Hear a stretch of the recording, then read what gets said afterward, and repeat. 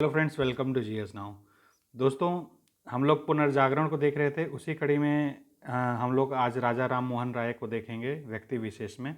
इससे पहले हम लोगों ने एक वीडियो पूरा कर चुके हैं जिसमें पुनर्जागरण के थीमेटिक टॉपिक्स को, यानी थीम रिलेटेड टॉपिक, जैसे स्त्री शिक्षा हो गया, विधवा पुनर्विवाह हो गया, शिक्षा के क्षेत्र में क्या हुआ, या फिर स्त्री विमर्श के क्षेत्र में क्या क्या चीज़ें हुई, उसको लेके वीडियो एक बन चुका है। ये वाला आप देख लीजिए, डिस्क्रिप्शन में इसका आपको लिंक मिल जाएगा, वहाँ से आप चेकआउट कर सकते हैं। मैंने जैसे कि पहले बताया था पुराने वीडियो में कि पुनर्जागरण को हम लोग दो पार्ट में देखेंगे। वीडियो को, टॉपिक को पढ़ेंगे हम लोग। पहला पार्ट जो होगा वो थीम बेस्ड होगा, यानी टॉपिक बेस्ड होगा, और जो दूसरा पार्ट होगा वो व्यक्ति विशेष होगा। तो ये वाला पार्ट पिछले वीडियो में पूर्ण हो चुका है। इस वाले पार्ट से हम लोग व्यक्ति विशेष वाले चीज़ को शुरू कर रहे हैं, और इस कड़ी में सबसे पहले हम लोग राजा राम मोहन राय को देखेंगे और उनसे जुड़े हुए अन्य संस्थाओं और ब्रह्म समाज को साथ में देखेंगे। सबसे ज़्यादा टॉपिक में क्वेश्चन इसी चीज़ से आता है, तो इसको हम लोग डिटेल में थोड़ा देखेंगे और समझेंगे। तो चलिए सीधे शुरू करते हैं टॉपिक को। राजा राम मोहन राय को जानने से पहले एक चीज़ को देख लेते हैं कि जो पुनर्जागरण का शुरुआत होता है भारत में, आधुनिक शिक्षा के विकास के साथ साथ धीरे धीरे पुनर्जागरण शुरू होती है। उसमें कौन सा वर्ग जो था कि ज़्यादा अपना दायित्व या फिर अपना योगदान दिया था, तो उसको देखते हैं एक बार पहले। तो पुनर्जागरण में जो वर्ग सबसे ज़्यादा इम्पोर्टेंट कौन कौन से जो जिन्होंने भाग लिया था, तो वो थे सरकारी कर्मचारी, शिक्षक, पत्रकार, वकील, चिकित्सक। इन्होंने पुनर्जागरण में बढ़ चढ़ के हिस्सा लिया था और तर्क का सहारा लिया था, तर्कवाद का सहारा था, जिसके ये सहारा होगा, तर्कवाद का सहारा ले, जिसके आधार पर जो पुराने रूढ़िवादी विचार थे उनको विरोध करते थे और तर्क की कसौटी पर अपना देखते हुए वो अपने नए विचारों को रखते थे। आप जैसे कि इसमें देखेंगे कि सरकारी कर्मचारी, शिक्षक, पत्रकार, वकील और चिकित्सक है, ये एक चीज़ आपको कॉमन दिखेगा कि ये सारे जो भी वर्ग हैं ये शिक्षित वर्ग हैं। नौ जो शिक्षा का विकास हुआ, आधुनिक शिक्षा जो अंग्रेजों के द्वारा ही लाई गई थी, उसके आगमन के बाद ये नया शिक्षित वर्ग जो भारत में पैदा हुआ था, उसने ही पुनर्जागरण अपने सामाजिक परिस्थितियों को बदलने के लिए आगे बढ़ा और उसी ने इसको पुनर्जागरण को ज़्यादा बढ़ावा दिया। ठीक है, अब चलिए सीधे हम लोग चलते हैं टॉपिक पे। क्या है? राजा राम मोहन राय।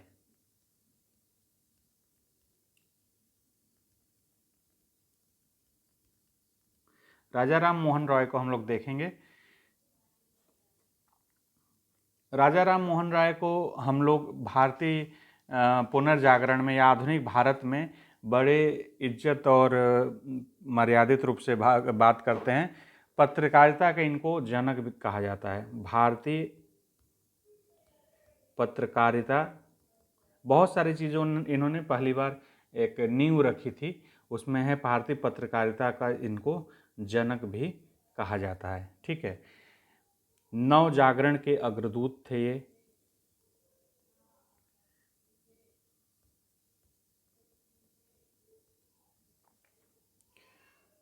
ये वास्तव में शुरुआती दिनों में क्या काम कर देते थे? जॉन डिग्बी के दीवान थे। ठीक है, इन्होंने अपनी शिक्षा बहुत सारी क्षेत्रों में ली थी। बौद्ध दर्शन का भी इन्होंने शिक्षा ग्रहण की थी।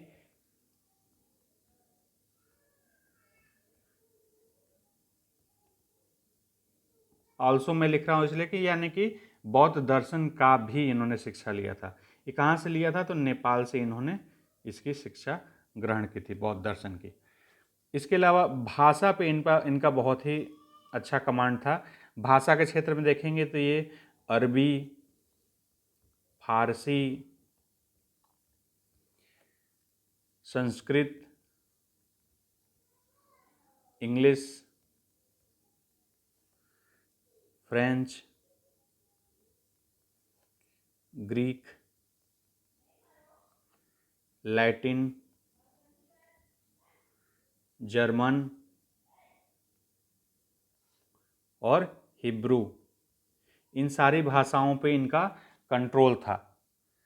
ठीक है, फारसी में इन्होंने, ये काफ़ी क्वेश्चन आता है, पहली बुक अपना लिखा, इनका क्या नाम था, तोहफत अल मुहद्दीन। मैं यहाँ लिख देता हूँ,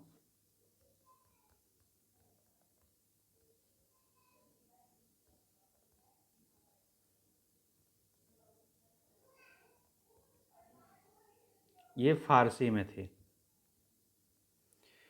इसको हिंदी में अगर हम लोग देखें इसका अर्थ क्या है, तो ये एकेश्वरवादियों को उपहार, इसका हिंदी में ट्रांसलेट होगा।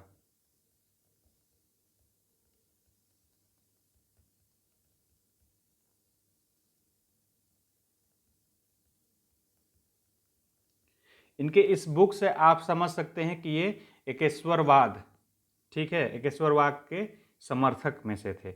और ये मूर्ति पूजा के विरोधी थे। ठीक है, अब ये जो भी चीज़ें मैं लिख रहा हूँ आपको, ये आपको पीडीएफ मेरे टेलीग्राम ग्रुप पे डिस्क्रिप्शन में लिंक मिल जाएगा। आप सर्च भी कर सकते हैं GS नाउ 101, वहाँ पे आपको जाकर इसका पीडीएफ भी आपको अवेलेबल हो जाएगा। आप ज़रूर वहाँ से जुड़ें।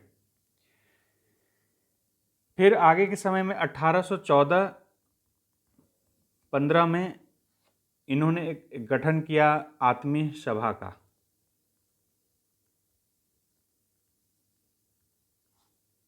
ठीक है, फिर 1816 में ये वेदांत society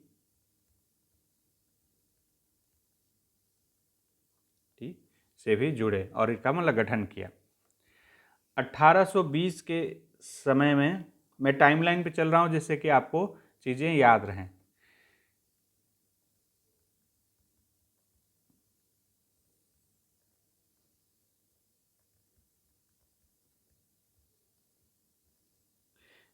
precept of Jesus book से जो चमत्कारिक कहानियाँ, मतलब कि जीसस को इस तरह चमत्कारिक कारनामे करते हुए, इस टाइप के, जैसे किसी को टच कर दिया, हिल हो गए, किसी को हाथ रख दिया, अंधे को आंखें आ गई, इस टाइप की चीज़ों का, कहानियों को विरोध किया।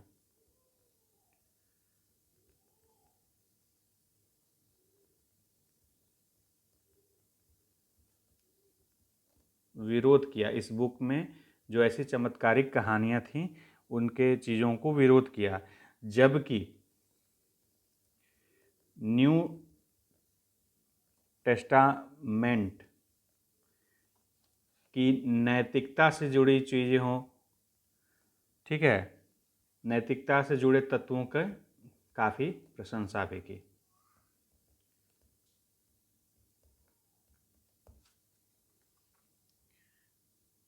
ठीक है, अब टाइम आता है 20 अगस्त 1928। ये इम्पॉर्टेंट है। क्यों इम्पॉर्टेंट है? क्योंकि ये समय, इस दिन को ब्रह्म समाज की स्थापना होती है। स्थापना राजा राम मोहन राय द्वारा की जाती है। इस संस्था का नाम पहले क्या था? पहले क्या ब्रह्म सभा था, जिसको बाद में कन्वर्ट करके ब्रह्म समाज कर दिया गया। ठीक है, अभी इसी पे सबसे ज़्यादा टॉपिक पे क्वेश्चन आता है। इसको मैं अभी अगले वीडियो में ही आगे, पहले थोड़ा कुछ आसपास की चीज़ों को देख लेते हैं। इसके आसपास क्या हुई 1925 से लेकर 30 के बीच में क्या क्या घटनाएं होती हैं, उसके बाद हम लोग ब्रह्म समाज के सारे एलिमेंट्स को एक साथ देखेंगे। तो बीच के टाइमलाइन में चला चीज़ों को हम लोग देख लेते हैं।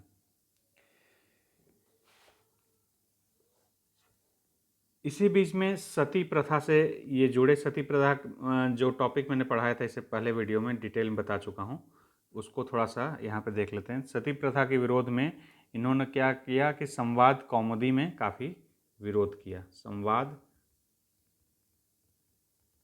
कौमुदी में विरोध किया। इसी में इन्होंने क्या 1821 के आसपास संवाद कौमुदी को इन्होंने शुरू किया था,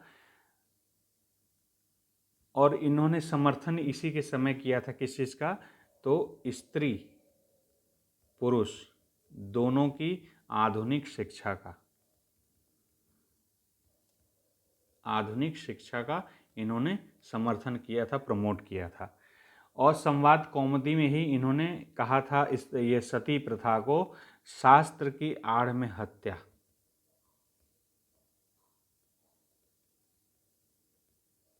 हत्या करार दिया था इसको। ये क्वेश्चन बहुत बार पूछता है कि किसने सती प्रथा को शास्त्र की आड़ में हत्या करार दिया, तो राजा राम मोहन रॉय ने किया था। 1829 में रूल 17 के तहत सती प्रथा को समाप्त किया था। उस समय कौन वायसराय थे? वायसराय थे विलियम बेंटिक। फिर आगे जाके डेविड हेयर से ये मिलते हैं, और डेविड हेयर के सहयोग से 1817 में कलकत्ता में हिंदू कॉलेज, दो कॉलेज हैं, मैं इसको अगले पेज पे करता हूँ, आपको ज़्यादा सही रहेगा। दो कॉलेज हैं डेविड हेयर के साथ जोड़ के कलकत्ता में 1817 में क्या करते हैं, हिंदू कॉलेज, और 1825 में वेदांत कॉलेज की स्थापना करते हैं। जो 1825 में वेदांत कॉलेज चलता है वो, इसका इम्पोर्टेंस थोड़ा सा क्वेश्चन में ज़्यादा आता है। क्यों? क्योंकि ये इंडियन एजुकेशन को, इंडियन एजुकेशन में वेस्टर्न एजुकेशन को जोड़ते हैं इसमें। वेस्टर्न फिलॉसफी मतलब सोशल साइंसेस, सोशल साइंस आप समझिए, वेस्टर्न एजुकेशन को इसमें जोड़ते हैं, और सोशल साइंसेस को, इसके अलावा फिजिक्स को, आदि को इसमें इसकी पढ़ाई के लिए वेदांत कॉलेज को प्रमोट किया जाता है वेस्टर्न एजुकेशन के तहत। अब दूसरा बिंदु आता है 1830 में एक घटना होती है कि इनको राजा की उपाधि दी जाती है। राजा की, पहले इनका नाम मोहन रॉय था, सिर्फ राजा राम मोहन रॉय था। राजा की उपाधि दी जाती है किसके द्वारा? तो अकबर द्वितीय के द्वारा इनको 1830 में इनको उपाधि दी जाती है राजा की। ये असल में अकबर द्वितीय अपना पेंशन बढ़ाने के लिए इंग्लैंड भेजते हैं राजा राम मोहन रॉय को, और वहाँ पे उपाधि दे के भेजी जाती है कि अपना बात करें अंग्रेज़ों से पेंशन बढ़ाने के लिए। वहीं पे जाते हैं और वहाँ पे 1833 में इनकी मृत्यु हो जाती है, और ब्रिस्टल में इनकी मृत्यु होती है, और वहीं इनकी कब्र भी है, ठीक है, ब्रिस्टल में। तब हम लोग आते हैं ब्रह्म समाज को अब देखते हैं। इसके अलावा एक चीज़ और भी जान लीजिए कि ये उच्च सेवाओं में भारतीकरण और कार्यपालिका न्यायपालिका के पृथक्करण के समर्थक भी रहे थे। तो मैं इसको यहाँ पे लिख देता हूँ।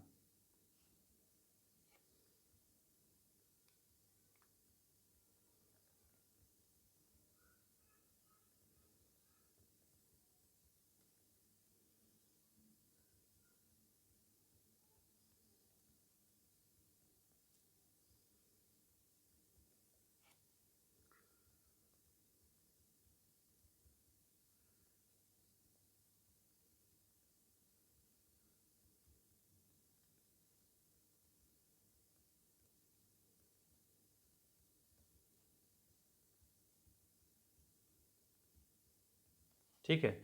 ये उच्च सेवाओं में भारतीकरण, मतलब कि भारतीय लोगों को ज़्यादा उच्च सेवाओं में समाहित किया जाए।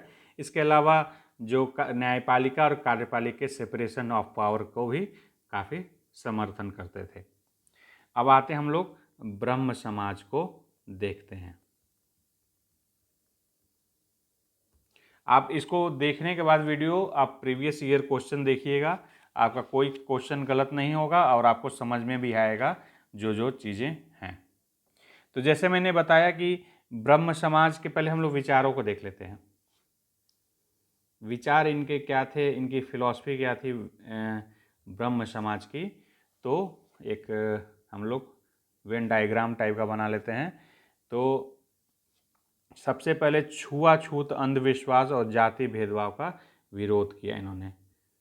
छुआछूत, अंधविश्वास,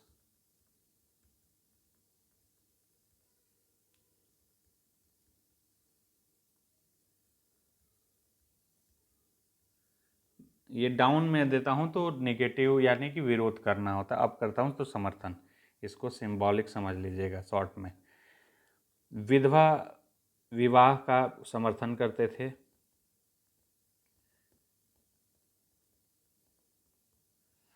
ठीक है। बाल विवाह का विरोध किया।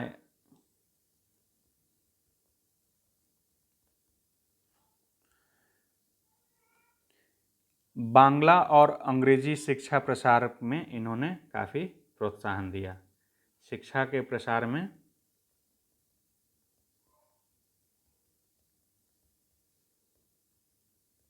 बांग्ला और इंग्लिश।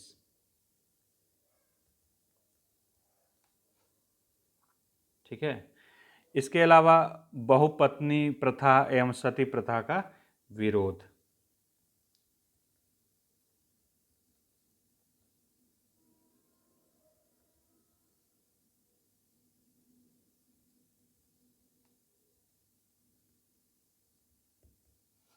का विरोध इन्होंने किया।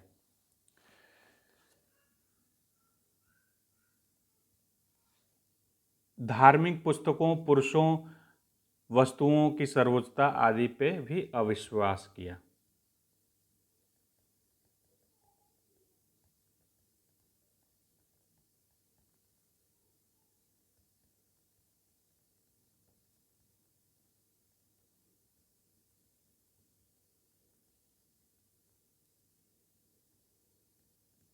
मतलब कि जो सिंबॉलिक होती हैं धर्म में चीज़ें, उस सिंबॉलिक चीज़ों को इन्होंने विरोध किया।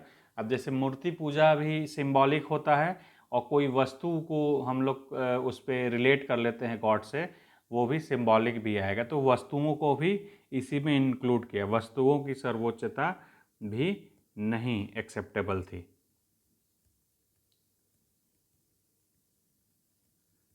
बुक्स एक्सेप्टेबल नहीं थे, कोई भी बुक परफेक्ट नहीं होता है, गलतियां होती ही हैं, ये इनका मानना था।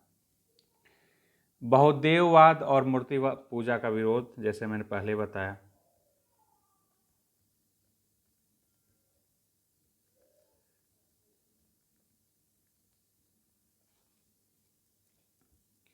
समर्थन ये करते थे नैतिकता की।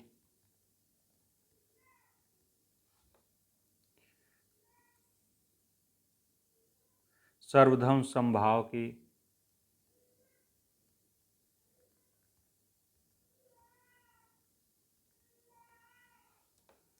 निर्गुण ब्रह्म की उपासना।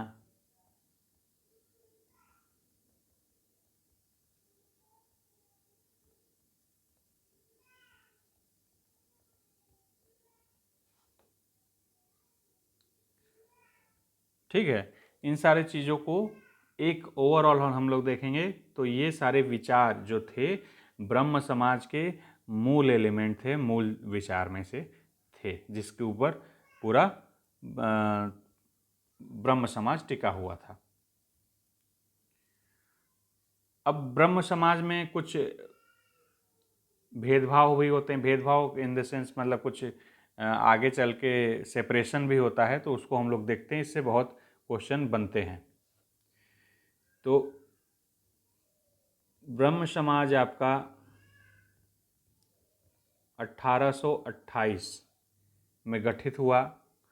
आगे चलते हुए 1842 के आसपास देवेंद्रनाथ टैगोर इनसे जुड़ते हैं।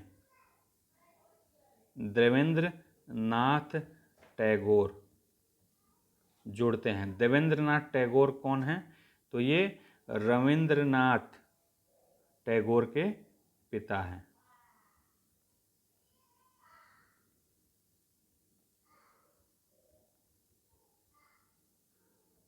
ठीक है, देवेंद्रनाथ टैगोर 1842 में थे। इससे पहले ये क्या कर रहे थे देवेंद्रनाथ टैगोर? इससे पहले क्या कर रहे थे? तो ये ज्ञानवर्धनी और तत्ववर्धनी से जुड़े हुए थे।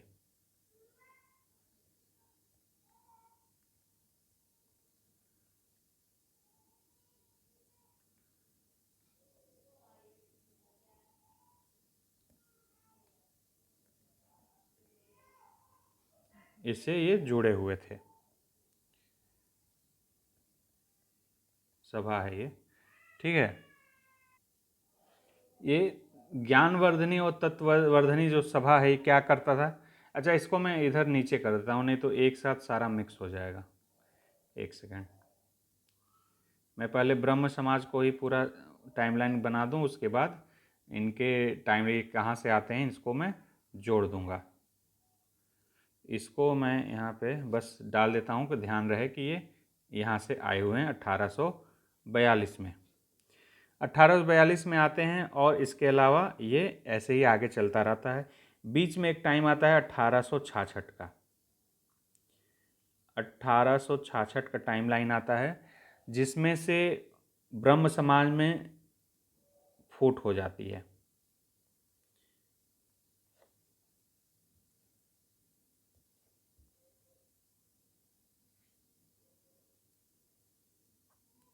ब्रह्म समाज में फूट हो जाती है और भारतीय ब्रह्म समाज का निर्माण होता है।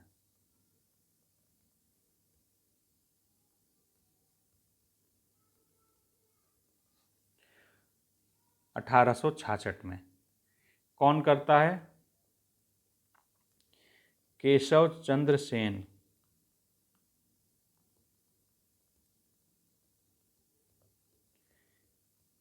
ये काफ़ी क्वेश्चन आता है, इस पे ध्यान रखिएगा। केशव चंद्र सेन जो थे, ये 1866 में भारतीय ब्रह्म समाज से अलग हो जाते हैं और भारतीय ब्रह्म समाज का निर्माण करते हैं। फिर 18 इससे भी ये अलग हो जाते हैं, फिर कुछ समस्याएं उत्पन्न होती हैं, उसको हम लोग बाद में देखेंगे डिटेल में। अभी टाइमलाइन को समझते हैं।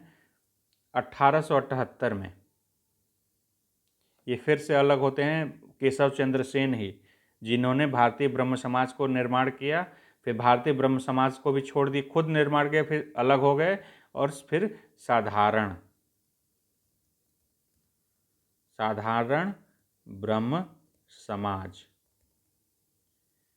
ये 1878 में इन्होंने फिर से इसका निर्माण एक और संस्था का किया। तो ये दोनों इन्हीं की संस्था है, ये आगे चलती जाती है संस्था।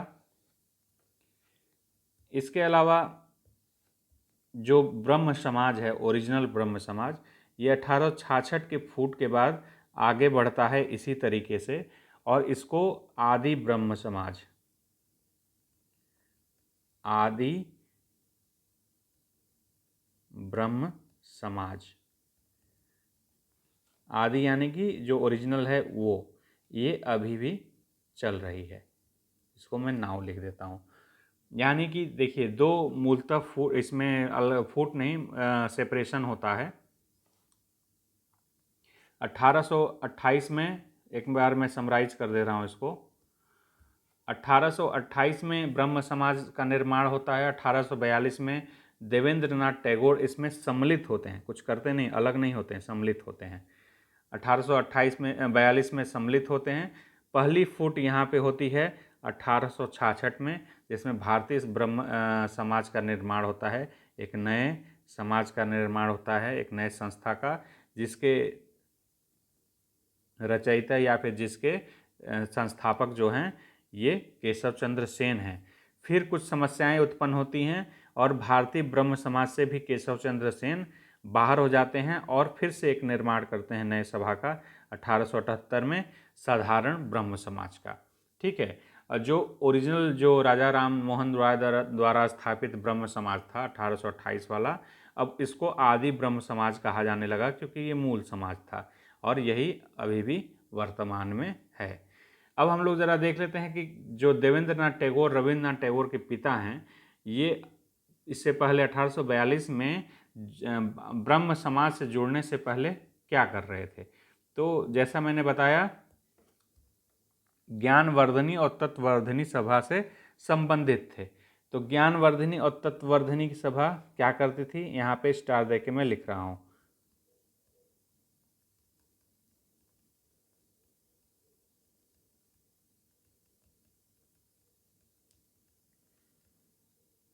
ये क्या करता था सभा, प्राचीन सभ्यता तथा राजा राम मोहन राय के विचारों का ही प्रसार करता था। ठीक है,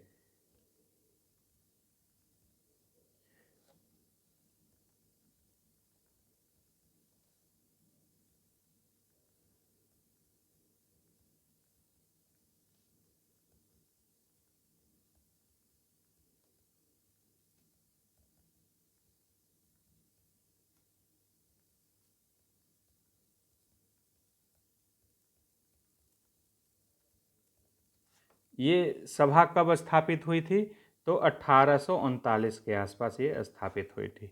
ठीक है, ये और इसमें ये तत्वबोधिनी सभा जो है, ये एक इसमें बंगाली में पत्रिका भी आती थी इसी नाम से, तत्वबोधिनी पत्रिका,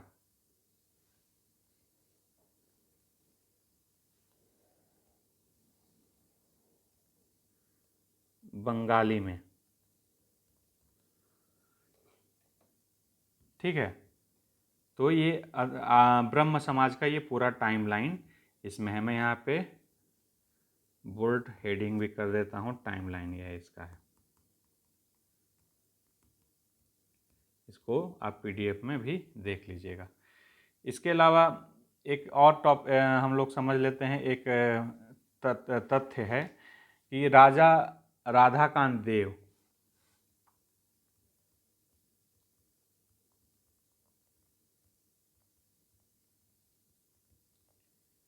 ये भी ब्रह्म समाज का जब नाम आता है तो ये आते हैं, क्योंकि ये एक गठन किए थे सभा का, उसका नाम था धर्म सभा।